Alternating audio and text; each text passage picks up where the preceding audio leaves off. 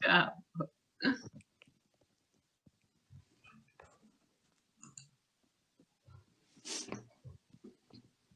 Olá a todos, não é? Vamos hoje aqui ter um bate-papo aqui com a Suzana Leão, aqui no Centro de Estudos Espíritas Emmanuel, falando sobre muita coisa gostosa, sobre o espiritismo, sobre o Brasil, não é? E só lembrando que o Centro de Estudos Espíritas Emmanuel está na Suíça, eu estou aqui em Portugal, e agradeço muito a Suzana de nos dar a honra aí da sua presença aqui, atravessar o oceano, e vir aqui nos presentear com a sua presença,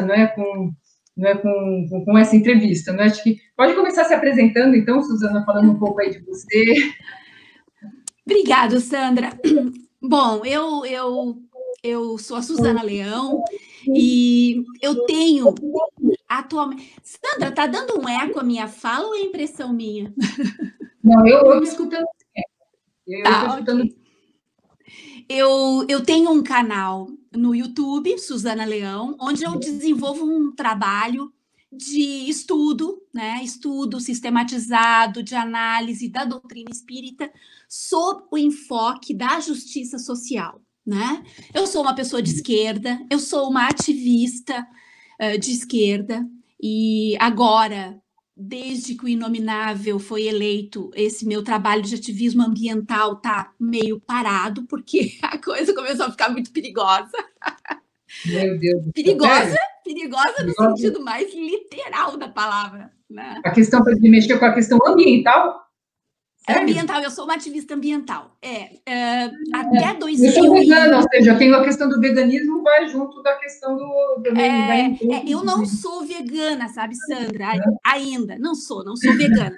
Mas a minha militância é contra os agrotóxicos. Nós temos um grupo de militantes mesmo que luta contra os agrotóxicos, né? E essa questão é uma questão que precisa ser politizada, precisa ser encarada de uma forma politizada, porque existem muitos grupos que ficam em cima do muro e não percebem que essa coisa, inclusive o veganismo, é uma questão política.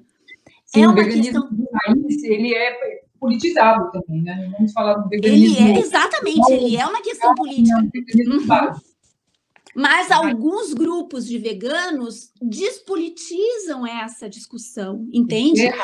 Começam a dizer, eu não quero falar de política, eu isso, aquilo.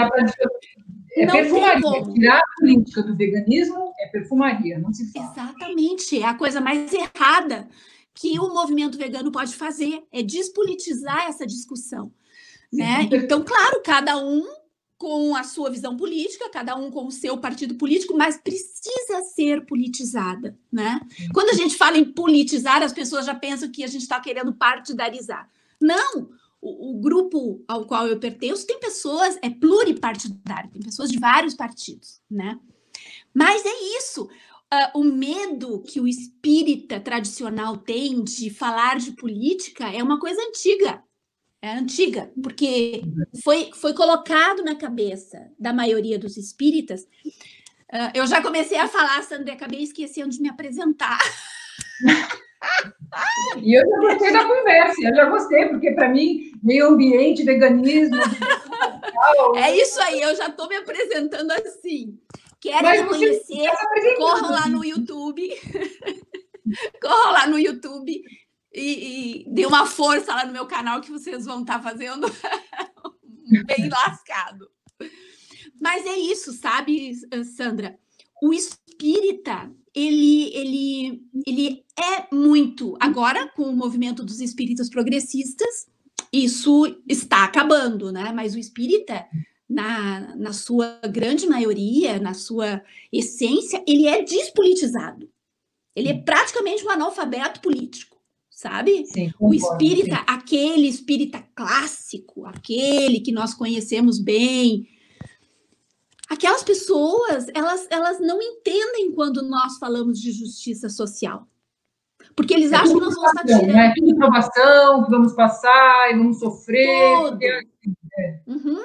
Tudo. O sofrimento faz parte, vamos sofrer, porque sofrendo, vamos pegar os pobres, dar comida aos pobres, vamos ter um mendigo de estimação, para todo dia dar um pãozinho para ele, se sentir bem, não é? Isso é horrível. Exatamente, essa é a mentalidade, sabe, que reinou, porque os porta-vozes do movimento espírita brasileiro, esses porta-vozes muito reacionários, muito conservadores, e agora de braço dado com a extrema-direita, né, fascista brasileira, esses porta-vozes induziram e continuam induzindo o movimento todo ao erro, a esse tipo de erro, que que a miséria, ela é quase como se dizer que a miséria, ela é Deus é que quis, Deus que deu a miséria, porque, sabe, desde quando, que tipo de Deus é esse que essas pessoas acreditam? É um instrumento de evolução, vamos agradecer a miséria. Sim,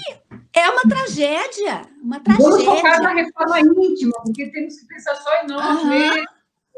Como se, exatamente, como se a reforma íntima fosse excludente. Eu vou fazer minha reforma íntima, então eu não vou me interessar pelo que acontece com a sociedade. Por favor, sim, né? Uma coisa não exclui a outra.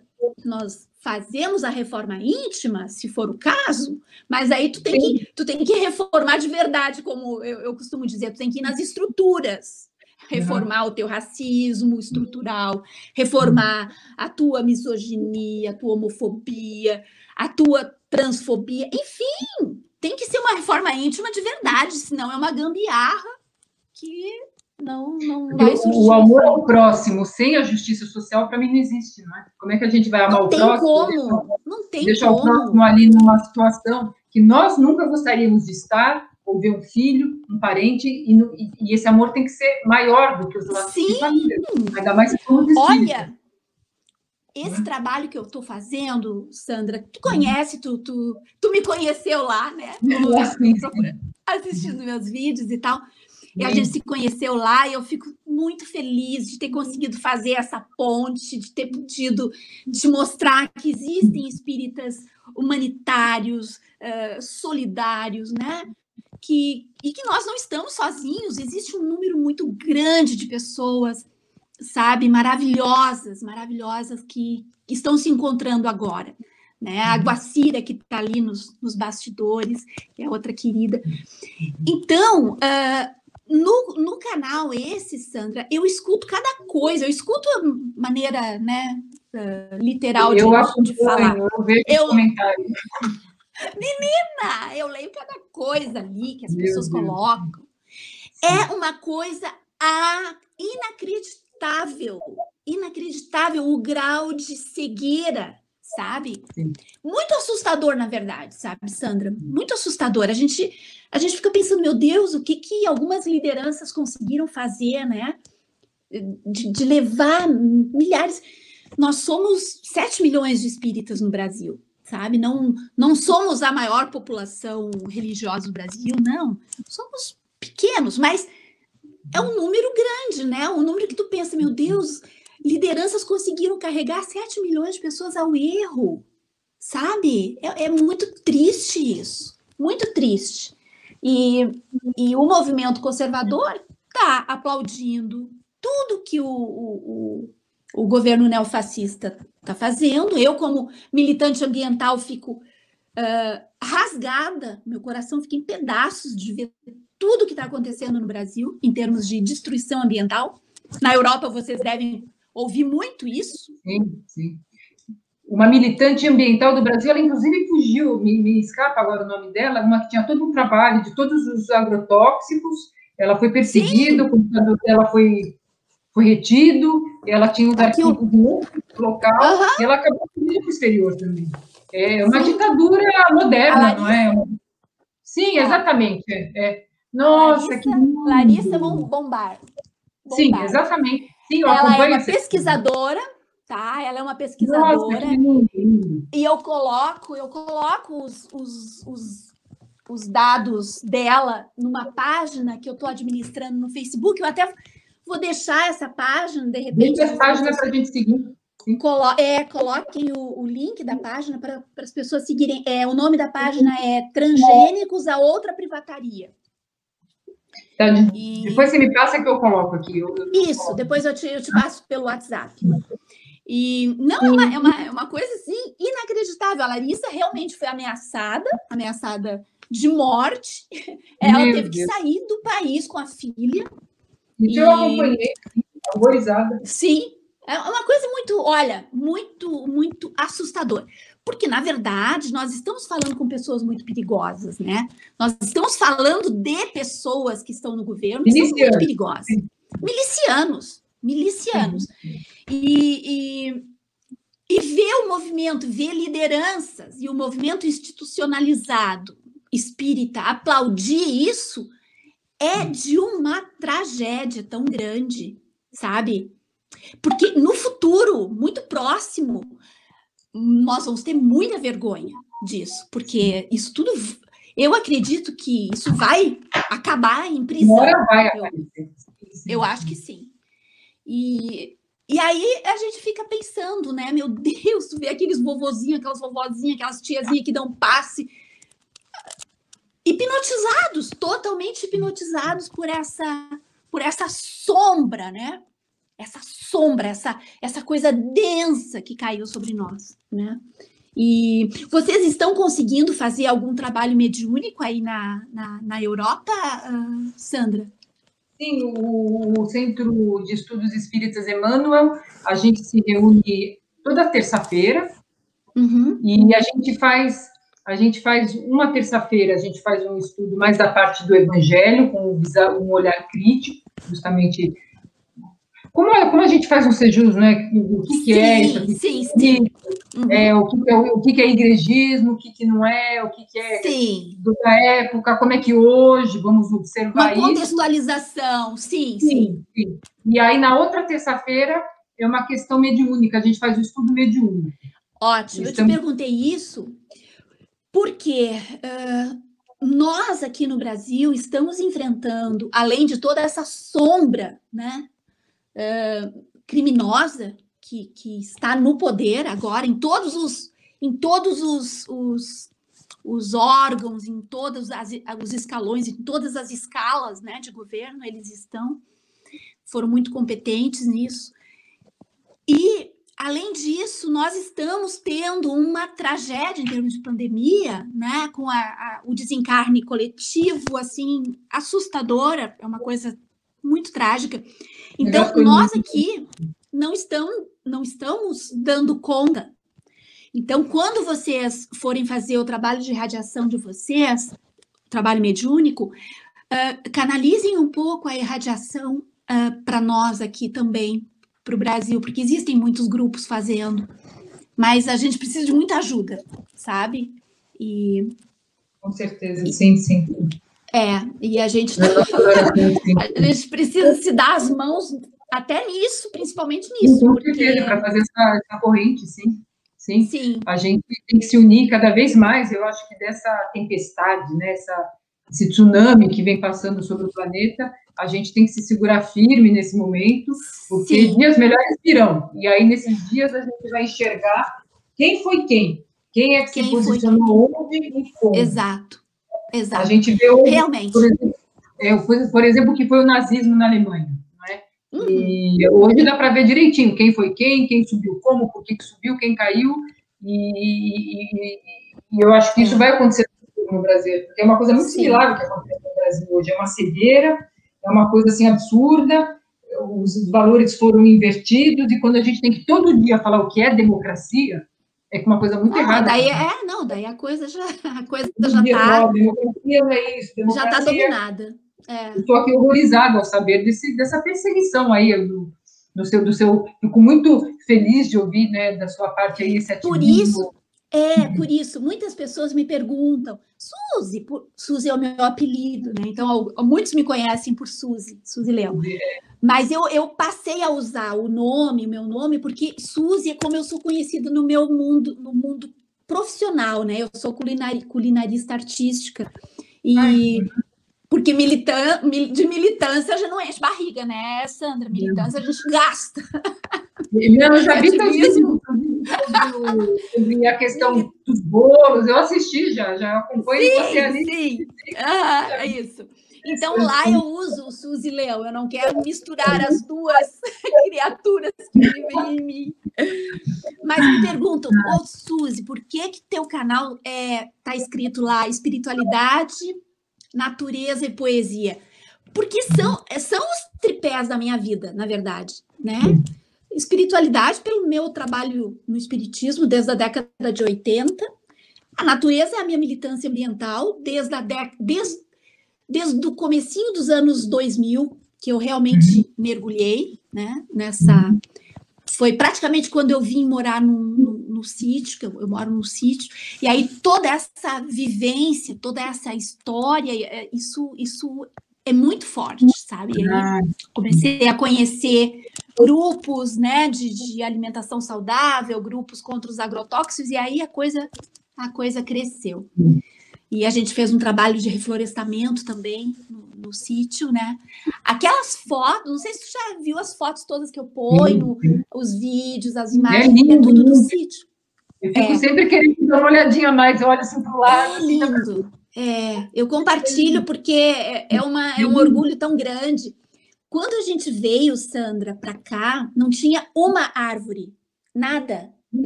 Era terra. Eu até já postei essa foto. Era pasto.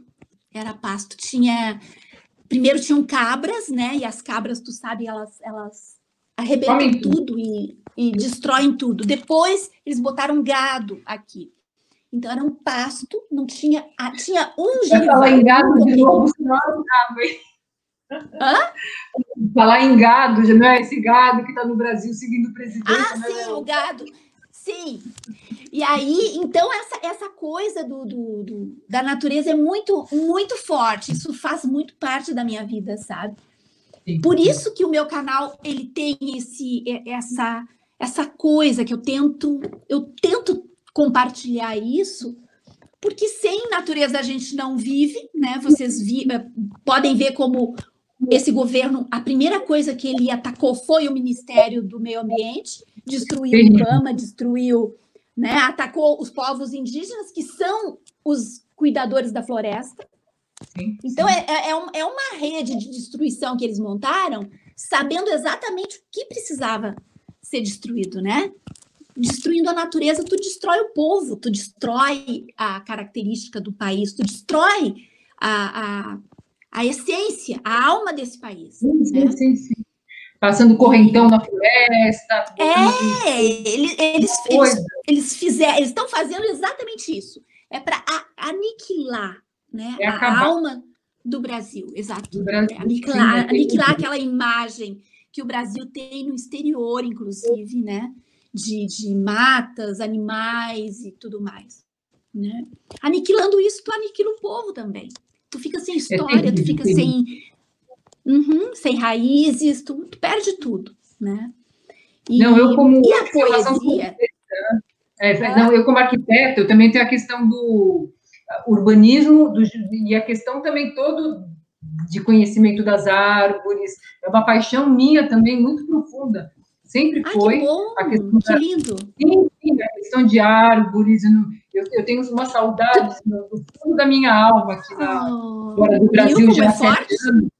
Sim. Forte. Eu tenho delírios com as árvores, o cheiro das árvores, o cheiro da natureza. Tu está morando na Alemanha? Não, eu saí de lá, eu estou em Portugal agora, não é? Tu sabe que os alemães, eles têm uma história de ecologia muito forte, muito bonita. Sim. Os alemães têm uma cultura ecológica muito linda. Muito linda. Sim. Mas fala um pouco, como é que você entrou no espiritismo? Como é que foi teu início aí no espiritismo? O início foi na década de 80, eu era uma menina, acho que foi lá por 85, eu devia ter uns 22, 23 anos, mas eu já estava com uma filha de 3 anos, eu fui mãe aos 19. Eu fui mãe, uma menina.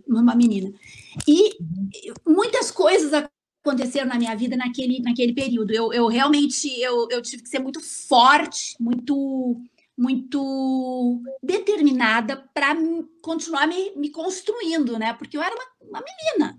Então, meu pai, uma menina de 19 anos, já estava com a minha filhinha de 3, E eu estava recém me recuperando de uma relação extremamente tóxica e doentia, que foi com o pai dessa criança, da minha filha, né? Hoje, minha linda,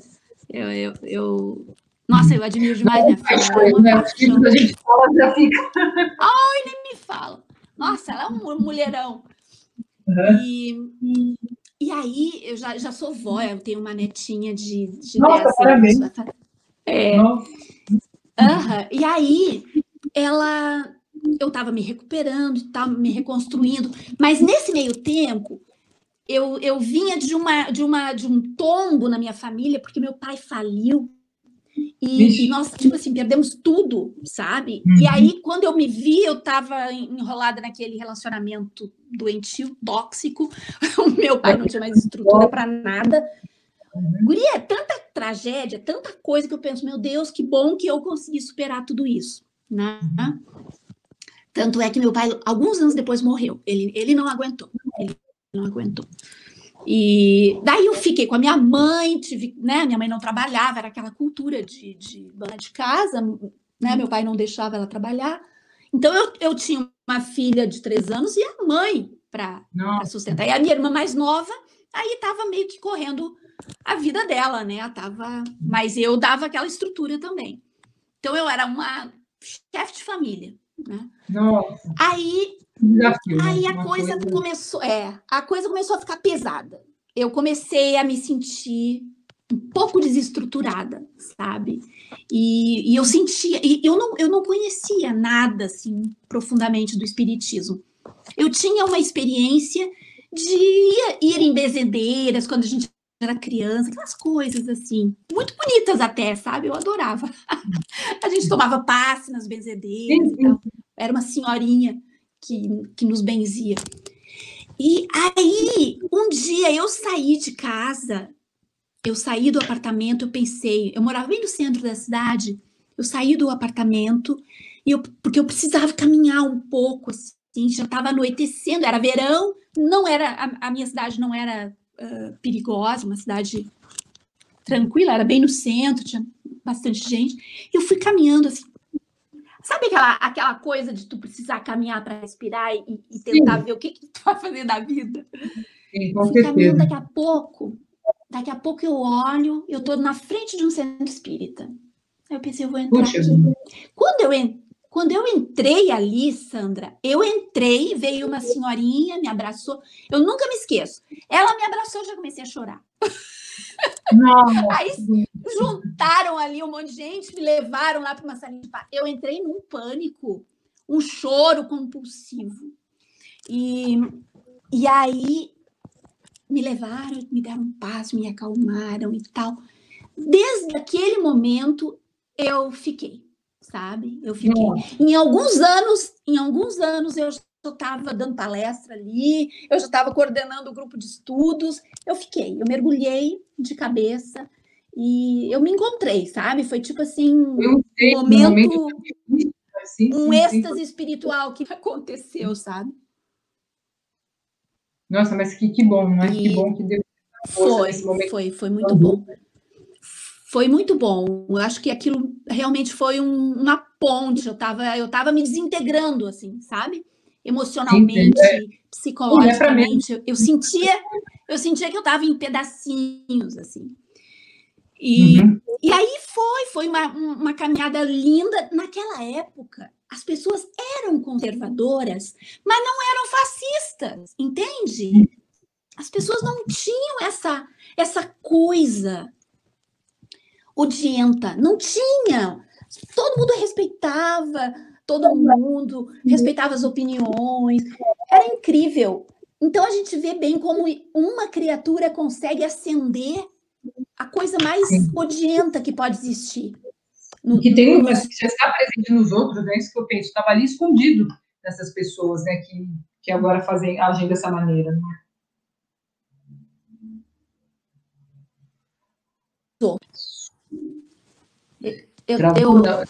Eu melhorei? Melhorou, estava meio travadinho, destravou. Estava congelado, Eu vou falar de gente ruim, a coisa até estava aqui. Credo.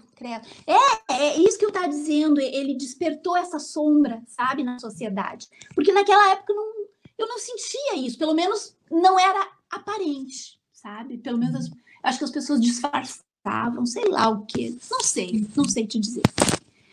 E aí eu mudei de centros, eu trabalhei em vários centros, e até eu dirigi um grupo de teatro no Centro Espírita, que foi uma experiência linda, foi lindo.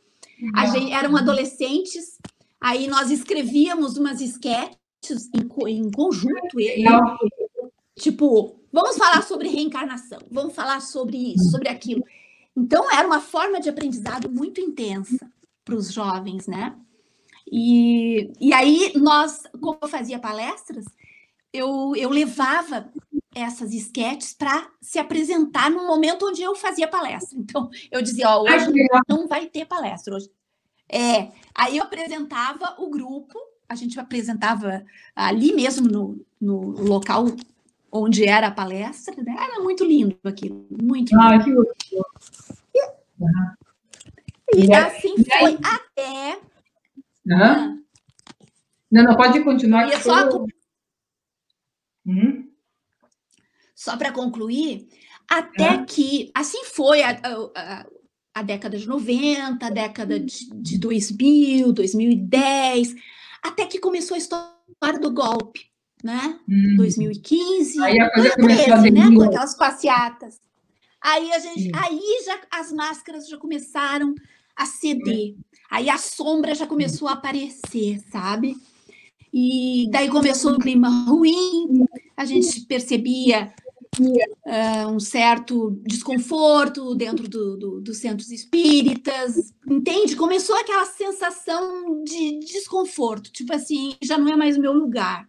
E foi indo até 2015, quando o golpe foi finalizado mesmo, concretizado em 2016, tinha dirigente do centro espírita com bandeira nas costas, assim, enrolado, fazendo passeata contra a Dilma, sabe?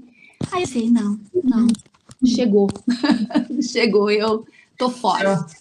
Sim, e como é que ficou esse clima dentro da Casa Espírita no período pré-eleitoral? Que é uma coisa que nós aqui não vivemos, que a gente não conseguiu visualizar. Sim, nesse período eu já estava fora, porque o período pré-eleitoral foi 2017, né? 18. Então, nesse período eu já não frequentava mais. Eu voltei até 2015. Na época do golpe? Até 2015. Na época do golpe foi o caos. Então o caos já começou lá na época do golpe. Sim, aqui sim. E eu, conversando com os espíritas que eu levo para o meu canal, aquele bate-papo de espíritas, sim, eu assisto. Eu converso e o depoimento de todos é praticamente o mesmo. Com o golpe, eles tiveram que se afastar das suas casas, porque o ambiente ficou intolerável, insuportável, sabe? Agressivo. Então, com o Inominável no poder, imagina o que não deve estar rolando, né? A gente imagina, sim, né? A gente vê as mensagens, as falsas mensagens mediúnicas que estão rolando por aí. Temos aí uma pergunta aí. Como é que foi o seu encontro com o espiritismo, então, progressista, que eu acho que é a continuação ainda do que aí como é que a coisa aconteceu. No Facebook surgiu. Tu te lembra quando aquele médium famoso, não vou citar o nome dele, tá me ouvindo? É só começar a falar as verdades que a internet corta. Você vê que a força é poderosa. Maria, que loucura! Estava falando as verdades verdadeiras aí. Que loucura! Mas quando aquele médium começou a falar sobre... Boa noite, Edson. A Zilda está aí também. Sobre ideologia de gênero. Daí nós no Facebook montamos um grupo e para fazer um manifesto contra. Vocês viram e já foram montar o manifesto. Isso. Aí, desse manifesto... Aí, o grupo preparou o manifesto e tal, alguém conseguiu que ia ser publicado nas mídias e tal. Aí, passou um tempo, quando eu vi, eu estava dentro do grupo do Sejus, alguém me colocou lá. Até hoje não sei quem foi. Até hoje eu não sei quem foi. Já perguntei para vários e ninguém sabe me dizer quem foi. Mas, enfim, foi uma maravilha. Não é? Foi uma maravilha. Foi a mesma mão que te levou pela rua e te colocou dentro daquele centro. É verdade, é verdade. A gente não anda sozinho. A gente não anda sozinho. Não, Olha, fiquei até arrepiada. A gente anda com alguém, tem pessoas aí que nos acompanham. Eu sei disso. Pegou pela mão, te colocou naquele centro, foi a mão que te jogou ali no Sejus. É muito lindo. Não, com certeza, com certeza. E eu acho que é por essas coisas todas que eu tento usar esse canal como uma ponte, sabe, Sandra? Para unir as pessoas, para fazer com que as pessoas se conectem. Eu coloco as pessoas nos grupos, eu indico, porque eu sei o que é, sabe? Estar assim, precisando de um amparo, de uma ajuda e simplesmente não saber. A solidão da alma, não é uma coisa se sente ali tão isolado, não é? Tanto que eu agradeço muito aqui, que foi através do seu canal que eu encontrei o Sejus, só lembrando que o Sejus é coletivo de estudos, espiritismo e justiça social, para quem não conhece, não é? A gente pode depois botar um link também sobre isso, para quem quiser ir lá compartilhar, não é? Porque eu acho que foi um choque para todos os espíritas, que não eram progressistas, mas já eram progressistas sem saber, quando viram esse vídeo, espíritas falando sobre a apologia à transfobia, à homofobia, banalizando o racismo. Isso não existe. Uma coisa que pena de morte.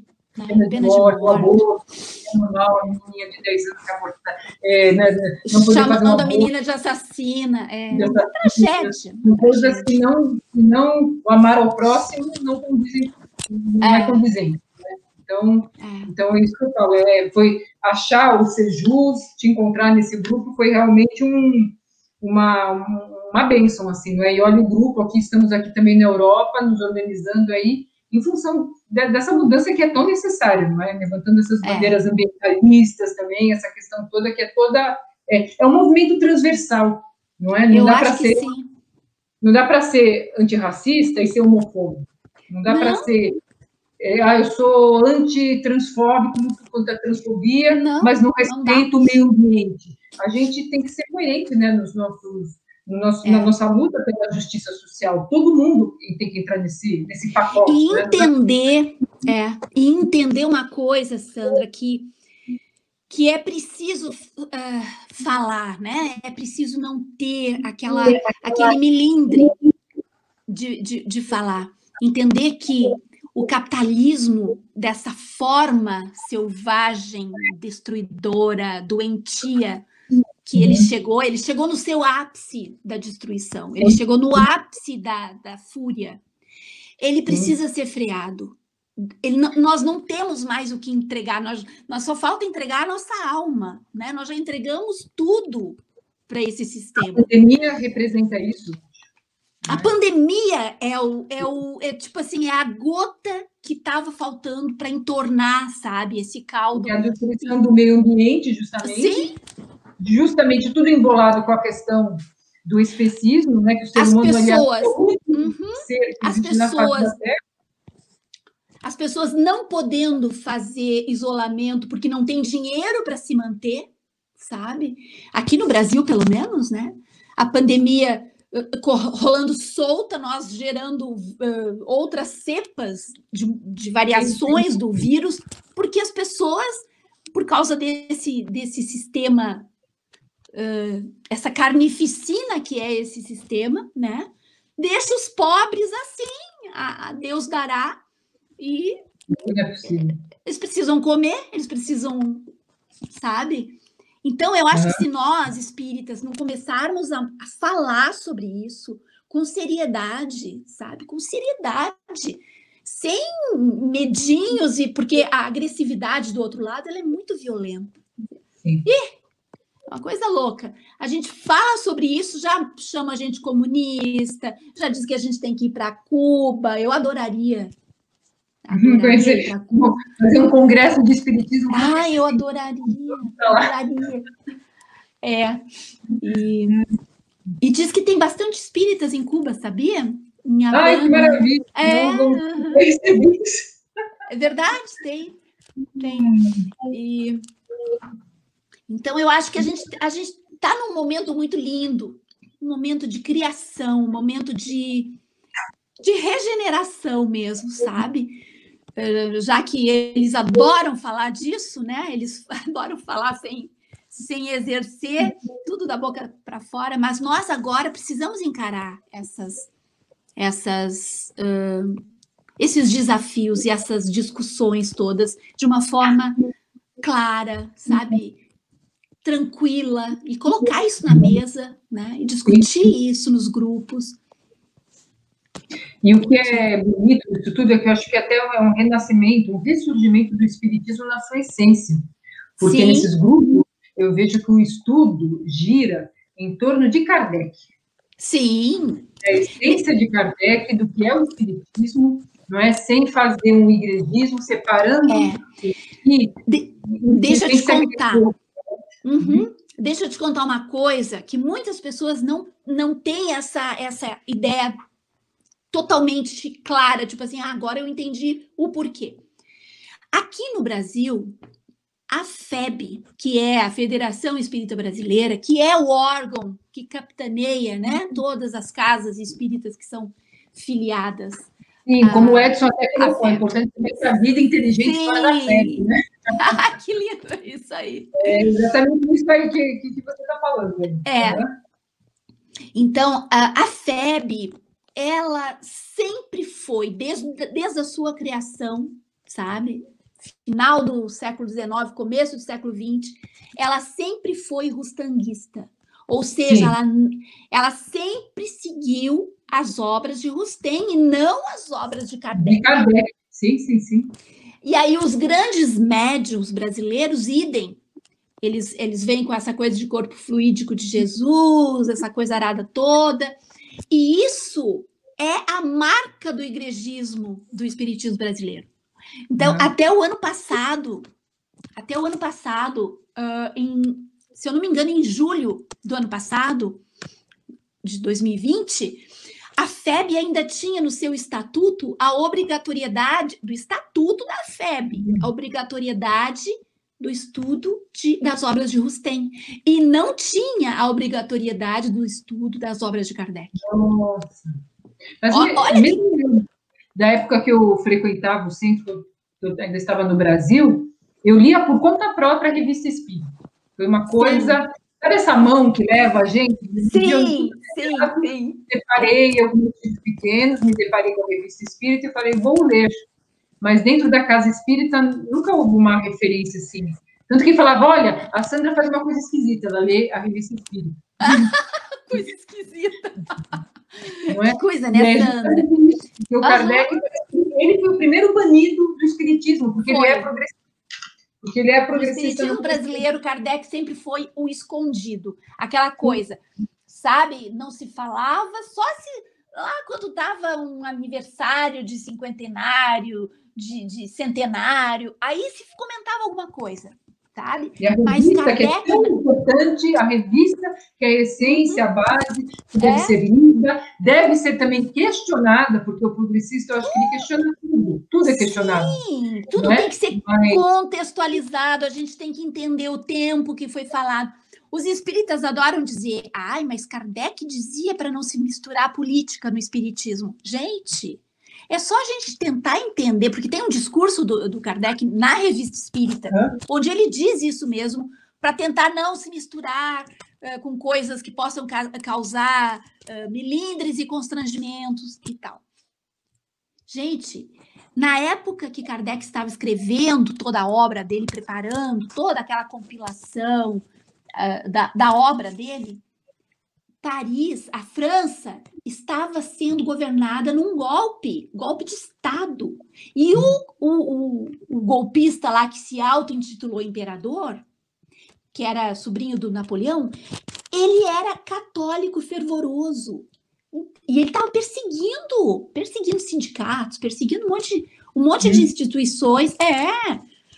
Agora, tu imagina o Kardec ali fazendo aquela coisa, aquele alvoroço em cima dos mortos, dos espíritos. Acha que o imperador lá golpista estava gostando daquilo? Não estava. Claro que não. Então, ele percebeu o perigo que ele estava correndo, né? Foi inteligente e pensou, não, primeiro o meu trabalho, primeiro essa obra. E depois... Ele teve que optar. Eu acho que ele foi muito pragmático, sabe? E agora nós vamos carregar isso. Sim, falar agora. Século XXI. E o Brasil, hoje em dia, eu acho que não é nenhuma questão de a gente discutir direita, esquerda, política. A gente está discutindo democracia. Nós estamos discutindo direitos humanos. Ou seja, não tem como não discutir, porque a gente não está falando de uma coisinha pequena para cá ou para lá que a democracia abarca, não é? Porque na democracia a gente tem que, olha, o pessoal da direita se fortaleceu, o pessoal da esquerda se fortaleceu, isso é democracia. Mas atualmente não é isso que a gente questiona. Atualmente o que se passa no Brasil é a perda da democracia. De um lado existe ali um governo autoritário, de outro lado o pessoal tentando se organizar para voltar a restabelecer a democracia. Olha o Edson aí pedindo, aí Edson, querido, eu vou te fazer um convite, Edson. Entra lá no meu canal, no YouTube, Suzana Leão é um canal onde eu falo de espiritismo. Eu tenho um vídeo falando exclusivamente sobre o Rustem, tá? Então, te convido para ir lá dar uma olhada, porque é um assunto longo que precisa ser muito detalhado. Sabe? Hoje a nossa intenção mais aqui é mais de bate-papo mesmo. Mas tem vídeo lá, viu, Edson? Tem vídeo lá falando sobre Rustem. E agora falando um pouco sobre outro lado seu, que eu também admiro muito no seu canal, que eu vejo, gosto, são as suas poesias, não é? Não dava para passar por aqui, tu vai fazer as suas poesias. Pois é, Sandra, deixa eu só te contar uma coisa sobre essas poesias. Eu tenho a poesia forte na minha vida durante toda a minha vida, praticamente, muito forte mesmo. Coisas muito fortes aconteceram em todo o meu trajeto, né? E sempre com a poesia. E eu nunca tinha mostrado as minhas poesias para ninguém. Nunca. Eu tinha, assim, pilhas e pilhas e pilhas de poesias escritas e eram escritas para mim. É uma coisa que me fazia bem, sabe? Era como... Nossa, eu nem sei explicar. Era uma catarse, assim. Eu escrevia e ficava. Ninguém nunca tinha visto nada. Aí, com a história do canal, alguma coisa veio na minha cabeça. Aquelas coisas. Eu tô desenvolvendo muito a minha intuição e agora com esse trabalho do canal, eu tô conseguindo trabalhar essas coisas na minha cabeça de uma forma muito, muito boa, sabe? E veio aquilo na minha cabeça dizendo assim, tu vai desencarnar e vai deixar isso para ninguém ver, sabe? Aí eu tive essa coisa, eu pensei, eu vou colocar no canal, eu vou usar também o canal para isso, sabe? Porque se tem uma coisa que os fascistas não gostam, é de poesia. O fascista odeia poesia. Eles odeiam poesia. Eles odeiam a arte, né? Na verdade. Odeiam poesia, odeiam o meio ambiente, odeiam... mas são lindas as suas poesias. Vai lá, Edson, vai lá. Vou ficar muito feliz em te receber. O Edson é poeta também, escreve também. Ai, querido, bem-vindo, então. E eu vou ler, Sandrinha, se tu me permite, eu vou ler uma poesia. Para ler aí alguma coisa aí? Eu tenho uma poesia, que inclusive é a que eu deixei bem na capa do meu canal. E que ela simboliza um pouco da minha luta ambiental. E muito agora com essa luta nossa contra o fascismo, né? O nome do poema é Luta. E o pé toca o solo, faz mais uma ferida. Pisa a vida que cresce, sobe em cima da vida. Desafia o universo, desafia a semente que começa a germinar. Acho que a terra terá que lutar contra os pés da maldade, contra os olhos do medo, que agridem a verdade, que destroem a vida, que destroem o sonho e o próprio sonhador.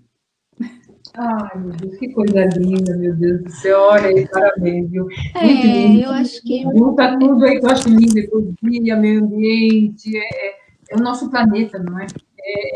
É onde a gente vive, a gente não tem um planeta B para ir embora daqui. Não temos. A gente precisa ter um pouco mais de... A gente tem que entender muitas coisas, sabe? A gente precisa ter um pouco mais de humildade para saber, olha, eu não conheço muito sobre isso, eu vou pesquisar, eu estou ouvindo muita gente falar sobre mudança climática, eu não conheço muito isso, eu vou pesquisar, né? Mas a maioria das pessoas está embarcando no negacionismo. O negacionismo está nos levando para o precipício, né? Aqui, por causa do negacionismo, tem pessoas que estão recusando a vacina, tem pessoas que não usam máscara, tem pessoas... Olha... Suzana, a gente tem que falar que o planeta é redondo. Sim! O planeta é redondo. Tipo assim, sim, sabe? É redondo.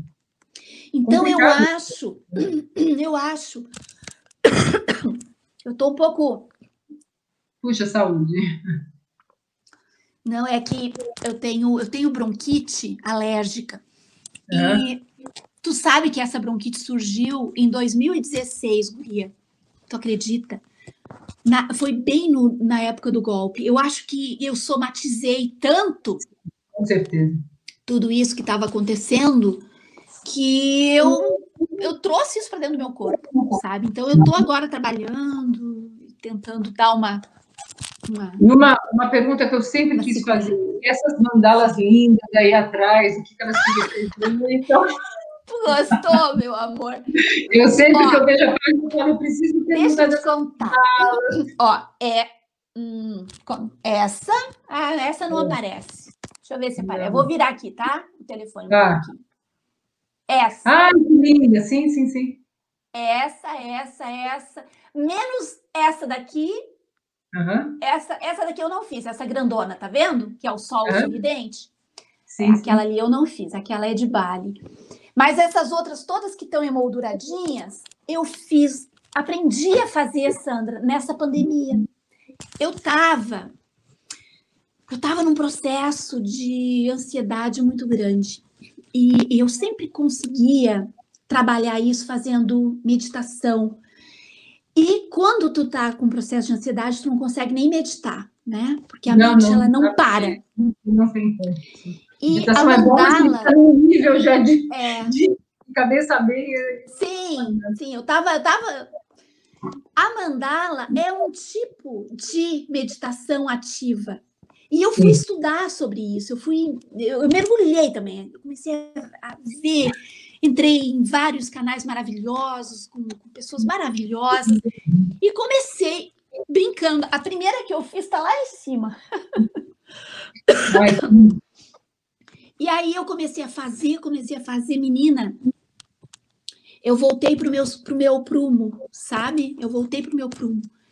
E fazendo essas mandalas, é quase como se tu colocasse ali toda aquela tua carga daquele momento, sabe? Tu sintetiza aquilo. Olha, eu fico mais surpresa ainda com essa nossa conversa, porque eu também, com a pandemia, também fiz minhas mandalas. Por isso que Ai, que lindo!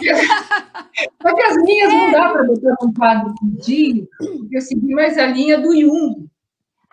Sim. É aquela mandala que você faz meio que não tem como função... Instintiva, né? Tu faz instintiva. É uma coisa assim, passa para tentar se tirar... Porque ele, na época que ele foi paciente, ele tem um caderno só de mandala, que ele fazia toda manhã. Ai, que lindo! Imagina o caderno do Jung, imagina as mandalas. Ai, que lindo! E foi um período também de crise, que foi o período das guerras mundiais, da Primeira e Segunda Guerra Mundial. Ele foi atuar como médico e ele pegou ali os pacientes dele, olha, vamos fazer mandalas para ver esse estresse que vive hoje. É uma terapia, exatamente, uma terapia ativa, uma terapia ou seja, ocupacional. Eu fui do mesmo lado aqui entre nós, eu fui da mandala. Ai, que lindo isso, Sandra! Só que as minhas são assim, sabe? É uma coisa meio desesperada. Assim, que é uma Mas coisa essas aqui funcionam assim.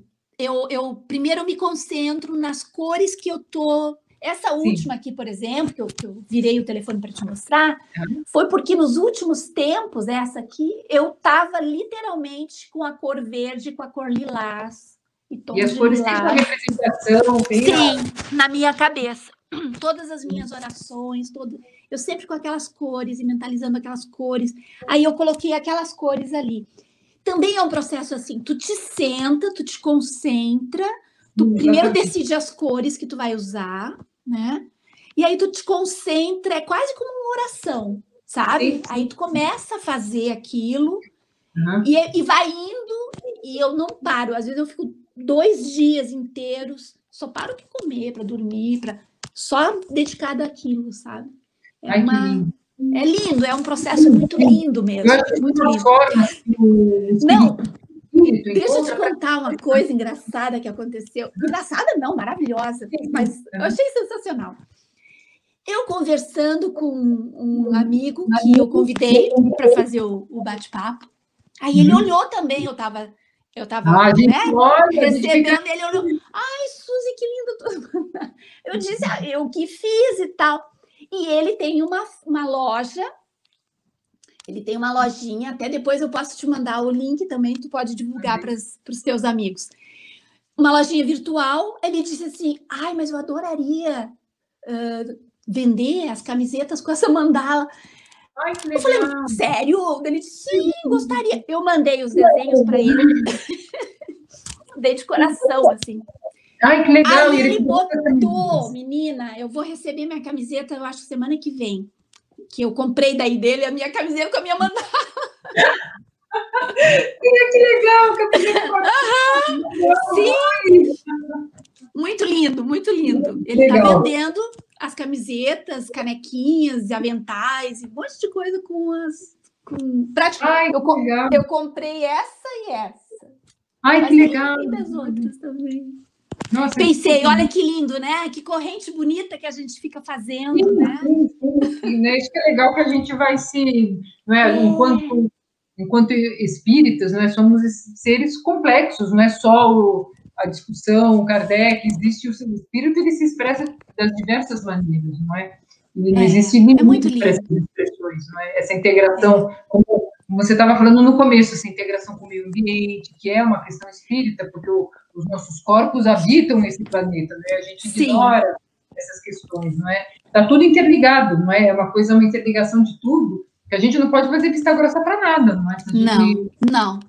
Nós precisamos continuar, exatamente, continuar estudando, continuar trabalhando a nossa mediunidade, continuar nos unindo nos grupos, continuar irradiando muito, muito para esse nosso planeta e para o nosso país. Coitadinho do nosso país, está precisando muito, sabe? E continuar juntos. Esse eu acho que é o nosso maior desafio, continuar juntos. Nós vamos encontrar pessoas diferentes, nós vamos encontrar muitas pessoas que às vezes a gente não concorda com tudo, mesmo no nosso meio progressista. Sim. Mas nós precisamos continuar unidos, sabe? E unidas.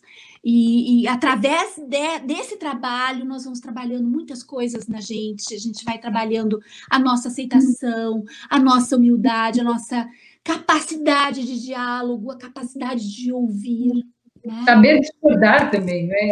Saber discordar. E muitas vezes... elegância, não é? Exatamente. E muitas vezes a capacidade de dizer não, né, Sandra? De dizer não concordo, não aceito, não é isso, sabe? Porque assim a gente cresce, dessa forma nós crescemos, né? Entendendo que nós somos muitos, que nós somos diferentes, que nós somos únicos e que agora que a gente se encontrou, a gente precisa se dar as mãos e seguir de mãos dadas, né? Essa seria a minha mensagem final, porque eu acho que a gente teve uma conversa tão linda que eu gostaria de encerrar mesmo com isso, sabe? Com essa mensagem de pedir que todos nós, que todas nós, continuemos de mãos dadas, sabe? Unidos, porque eu acho que o nosso trabalho recém está começando, sabe? Essa coisa da reconstrução do movimento espírita dentro do Brasil, né? Através do movimento de espíritas progressistas. Sim, com certeza. Olha, foi uma conversa muito boa. Viu como passou rápido aí essa horinha? Passou. É realmente uma conversa né, que tivemos aqui entre amigas e que, acima de tudo, eu acho que devemos valorizar essa união do movimento, que é muito importante nesse momento, nos unirmos mundialmente, não é? Porque, veja só que coisa, o movimento progressista está ali no Brasil, eu estou aqui em Portugal, o centro ali, Aguacir, o Edson, não é, quem está assistindo aí, a gente está ali na Suíça. Que lindo, quem sabe que lindo. Está indo daqui a pouco um congresso internacional aqui no Porto. Ai, que lindo, já pensou? Quando eu for a Portugal, eu vou te visitar. Com certeza, eu ia finalizar com isso, já tem lugar certo aqui, os carolas fazendo mandalas aqui. Ai, querida. Muita coisa boa por aqui, não é? E tu também, quando vier ao Brasil, por favor, me avisa que tem lugar para ti aqui também. Não, eu só, olha, conhecer esse teu cantinho especial que eu estou vendo nos vídeos, aquele barulhinho daquele sininho que toca com a poesia, com aquela música. Eu tenho uma saudade estrutural da natureza brasileira, das montanhas, das árvores. É uma identidade espiritual que nós temos. É uma coisa, e a gente precisa preservar. Do mar, da água do mar, de tudo. Assim, uma saudade, assim, mas que vai na alma mesmo. Uma coisa assim muito... E tu também, Edson. Seja bem-vindo sempre aqui. Bem-vindo, Edson. Querido. Olha, aí quando você for para a Suíça, tem a casa do Edson e tem a casa do Aguacir ali também. Já tem maravilha. Queridos, é isso. Fiquei muito feliz, viu? Muito feliz com a nossa conversa. Muito obrigada, viu, Susana, por dar uma luz aqui para a gente aqui fora, então. Não é que nosso movimento está cada vez crescendo mais e se fortalecendo. Eu acho que é isso que o lado das trevas não gosta, dessa nossa energia positiva, dessa a gente tem que ser feliz, né, Sandra? Eles não gostam. Eles não gostam da beleza, da arte, da poesia, da alegria, da amizade. Eles não gostam disso. A alegria incomoda demais a felicidade. Então, olha, um beijo, tudo de bom. Muito obrigada, viu, Susana? Obrigada, viu? E a gente vai aí se falando. Muito obrigada, viu? Vou encerrar, então, aqui a transmissão. E muito obrigada a todos aí, ao Edson, a todo mundo aí que nos acompanhou, a Zilda, não é? Todo o pessoal que nos acompanhou aí online diretamente, não é? E que depois vai estar assistindo a gente aí também. Muito obrigada, pessoal. Tchau, tchau. Beijo, tchau. Encerrar.